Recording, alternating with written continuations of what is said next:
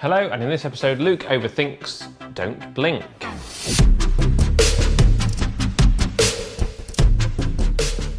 So I did a brief unboxing video when I first got this game, and this is sort of by way of a review, if you believe that you can review a game after only playing it once. Let's dive in and I'll explain where I'm coming from. So I played the game sort of with my 5-year-old daughter, with her playing Amy and Clara and the Angels, and me playing Rory and the Doctor. So we didn't play it properly, but it gave me an idea of what the strategies might be. And then I have played it once properly with a friend, where I was playing the heroes and he was playing the Angels. The basic thing to say is this game is really hard to win if you are the heroes. The rulebook does say it's supposed to be a challenge. I managed to get one of the 4 components of the to fix the TARDIS, which is the aim of the game. I don't think I played particularly badly, and obviously there are still some strategies to work out. I didn't really work out when to play the special Don't Blink cards as opposed to the regular Don't Blink cards. But the game is heavily stacked in favour of the player who plays as the Angels. And I also don't think it's really, it says it's a 2 to 5 player game. I don't think it really works as anything other than a 2-player game, because there's an element of the heroes having to bluff the Angels, which means that if you're playing 2 against 1 or 3 against 1 or 4 against 1, you have to discuss your strategy so that the Angel player, well, you can whisper, but I just think it works best as a 2-player game from my initial playing of it. And you've basically got 2 basic strategies. One is that you send each of your characters off in one of the 4 directions in the hope that they'll get the component and come back to the TARDIS. That way you're just going to run out of Don't Blink cards.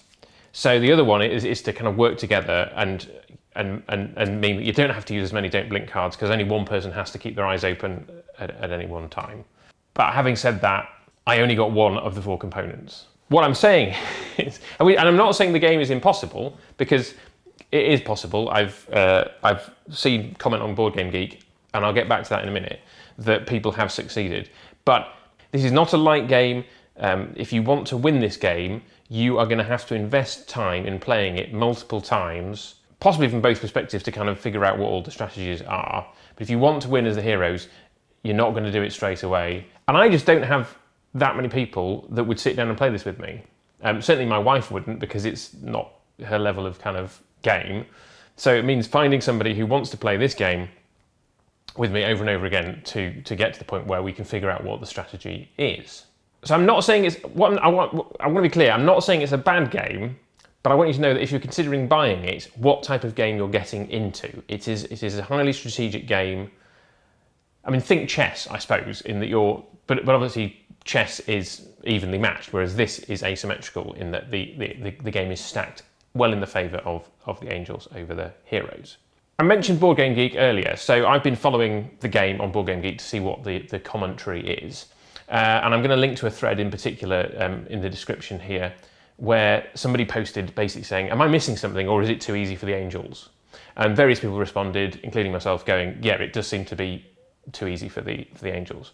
Now, one person's response to that has been to entirely rewrite the rule book to make the game entirely cooperative, which means that you can play it solo. And she's come up with an entirely different set of rules, which you'll be able to find in the thread that I'm linking down below.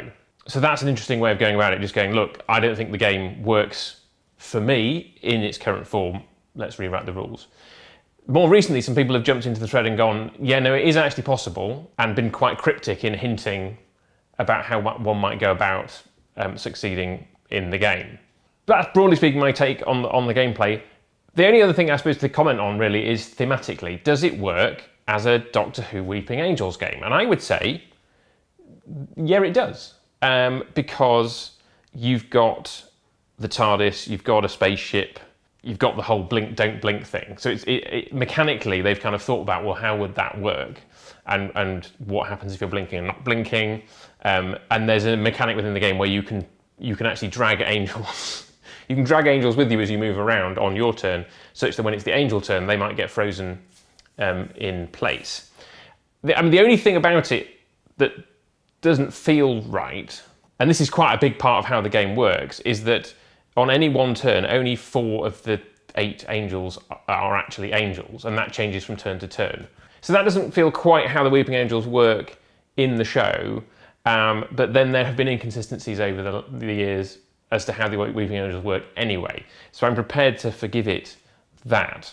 It's a nice piece of design. As I said in my unboxing, there are literally billions of ways to set up the board for this game, so that's a nice touch. The team is a little odd. Dr. Rory, Amy, Clara. It would make more sense for it to be Dr. Rory, Amy, River, Song. But again, whatever. The odder thing is the fact that this game has come out now as an 11th Doctor game in the era of Jodie Whittaker. That just seems to be slightly weird.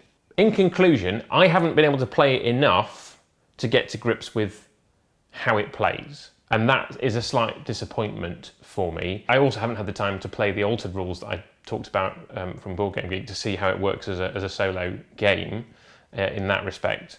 If you like Doctor Who and you like strategic board games, then this is for you. But I think there might be a reasonable chunk of Doctor Who fans who would be disappointed in this game because it's not the kind of board game that they'd be interested in, if they are even interested in board games. And equally, it might be the kind of game that you like the idea of the strategy of it, but you're not interested in the theme, but you might still enjoy it as a game. So that's Don't Blink. Next time I will be back to talk about Seven Wonders Architects.